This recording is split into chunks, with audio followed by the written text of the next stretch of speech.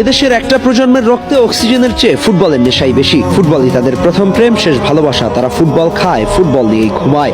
ভালোবাসার সংজ্ঞা সবার কাছে এক নয়। কেউ গোলাপের পাপড়িতে প্রেম খোঁজে, আর কেউ খোঁজে সবুজ ঘাসের উপর ফুটবলারদের পায়ের জাদুতে। আজ বিশ্ব ভালোবাসা দিবসে যখন 4-5 লাল গোলাপ আর চকলেটে সয়লাভ, তখন আমাদের দেশের এক বিশাল তরুণ প্রজন্মের কাছে প্রথম প্রেম মানে কোনো রক্ত মাংসের মানুষ নয়, বরং ওই 450 গ্রামের চামড়ার তৈরি ফুটবল। এই তরুণ প্রজন্মের কাছে ফুটবল কেবল একটি খেলা নয়, এটি একটি জীবন দর্শন। যেখানে একদল তরুণ নির্ধোয়ায় জীবন বিসর্জন দিচ্ছে বা প্রেমে ব্যর্থ হয়ে দেবদাস সাজছে, সেখানে আরেক দল তরুণ রাত 3টায় অ্যালার্ম দিয়ে জেগে উঠছে শুধু প্রিয় ক্লাবের খেলা দেখার জন্য। তাদের কাছে ভ্যালেন্টাইন মানে দামি রেস্তোরাঁ নয়, বরং শীতের রাতে ল্যাপটপ বা মোবাইলের স্ক্রিনে ভেসে ওঠা সান্তিয়াগো বার্নাবু বা ক্যাম্প নু এর ঝলমলে আলো। কেন ফুটবলই তাদের প্রথম ভালোবাসা? এর পেছনে অবশ্য রয়েছে গভীর আবেগ ও প্রচন্ড ভালোবাসা।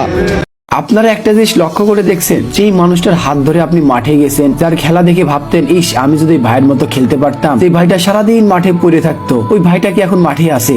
নাই না, তারা জীবন যুদ্ধের সৈনিক হয়ে গেছে, কেউ বা বিদেশ চলে গেছে, কেউ বা এমনও আছে যে কবে লাস্ট ব্যাট ধরছে সেটাও ভুলে গেছে। আপনি যার হাত ধরে মাঠে গেছেন সে মানুষটাকে অবশ্যই মেনশন দিবেন।